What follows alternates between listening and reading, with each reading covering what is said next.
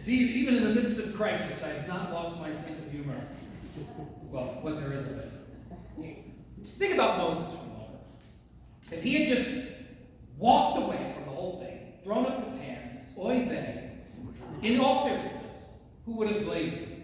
Just slipping quietly out of camp with only God and the stars as witnesses, leaving that cankerous, ungrateful bunch to navigate an ocean of sand and hidden dangers all by themselves. But the miracle is that Moses didn't.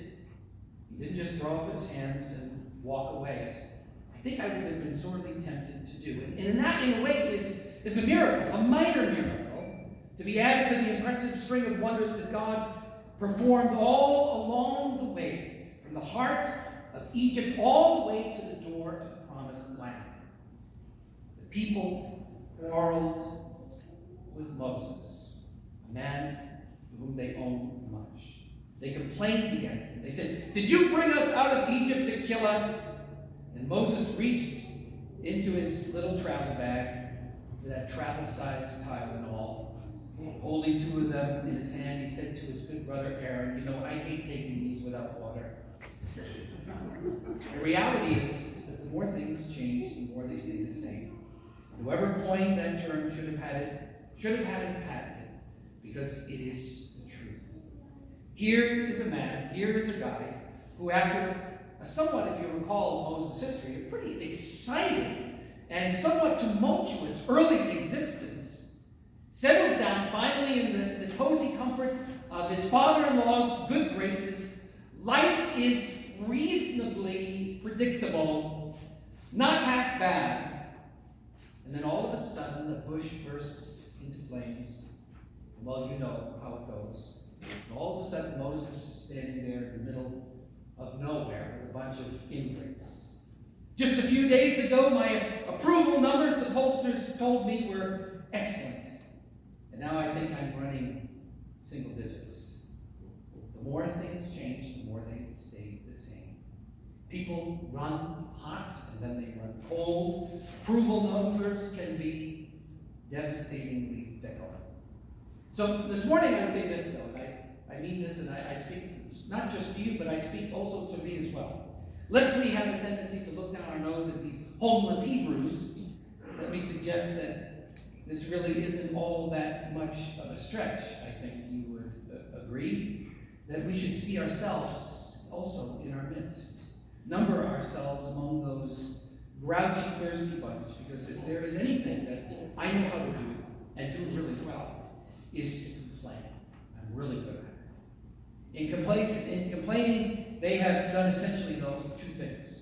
First, they produce concrete evidence of the shortest short-term memory, perhaps, in the history of the world. They have forgotten, and this I do not understand, but they have forgotten the day not all that long ago when they stood on the beach of a wide sea and the hoofbeats of the Egyptian army rumbling through the ground beneath their feet and rattling their teeth. The God of Abraham, Isaac, and Jacob didn't stand there and say, "Good luck," but he got them to the other side. He saved them. Now their canteens are empty. Their tongues are thick and dry. But after all that they have seen, after all that they have been through, and all that they have seen and experienced, is anything too hard for the Lord? To complain is to say, in essence, God doesn't care one bit. God doesn't have a clue as to how to be God. Second, oftentimes, and this is true for me, our complaints suggest very strongly that our pilgrimage is a solely human journey, and that God really doesn't have much at all to do with it. That is called, in the phrase, functional atheism, is what it is called. Just yesterday we prayed and we sang together, we confessed our faith in the Apostles' Creed, we opened our hands to receive bread that we had not earned, and today some difficulty is brewing, and I am living and thinking as if I am all alone, and everything in the world depends upon me. But you are not alone, and thank God it doesn't depend all on me. Say, "Give us today our daily bread." This is what we pray.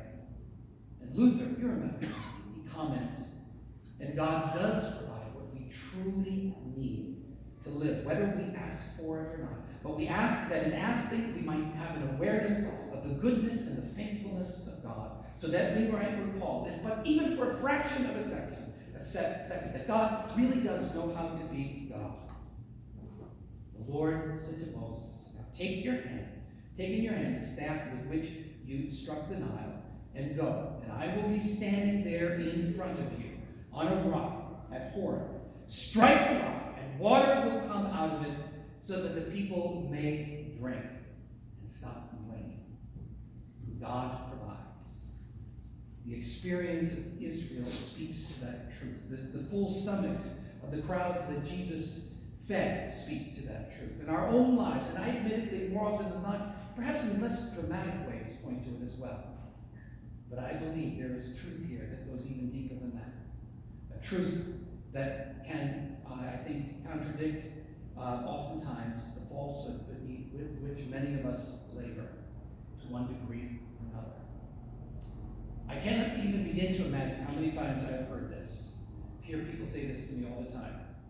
I'll be back to church as soon as I get my life together. As soon as I get a handle on this or that, and I can be then more presentable to God. If I had a nickel for all of those, my wealth would rival Jeff Bezos. And then, and only then, I will come. And the tragedy is, and I'm sure you're not surprised by this, is that more often than not, they never come. They never come because excuses are a bottomless pit. They never come because there always seems to be one more thing in their life, stubborn thing, that refuses to fall into place. God comes to people in deep trouble who do not know how to be thankful, much less faithful, who are anything but cute and lovable. And yet God does love them. And he may want to, in a sense, and he may want to even borrow Moses' Tylenol, but he comes with great kindness and deep compassion, and water flows like Niagara. He walked into a Samaritan town, a place no self-respecting rabbi certainly would ever go, and even worse, to approach and speak with a woman of unsavory reputation. I always like how it's the woman of unsavory reputation, but she had to fool around with 5 other guys. But we don't care about that. Right, ladies? Yeah. Amen. I'm a feminist too. So he walks into a Samaritan town, a place no self-respecting rabbi would ever be, and even worse, to approach and speak with a woman of unsavory reputation about the deep things of life. And the thing about this lady is, man, she knows her stuff. She's a smart gal. Awakens, though, within her a thirst for the one thing that is real, that will never fail or disappoint. Her life was an absolute mess. She couldn't even begin to put the pieces into place, gather them together, clean herself up. But he came to her just the same and loved her. He came to her and he took this woman and he elevated her. He lifted her up. His life, like her life, like yours and mine, refuses to be fit perfectly with every piece in its proper place. Jesus is not, in spite of some of the TV preachers, a technique for putting it all together. But she knew in her heart of hearts the most important thing. She knew then and there that she was valued and cherished and loved, and in that sense, I believe with all my heart, she never knew thirst again.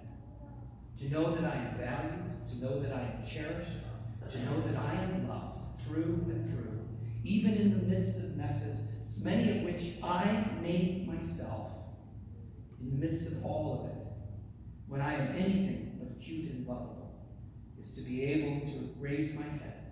It is to be able to say with an old wise prophet, for all that has ever been, thank you. For all that is yet to be, yes.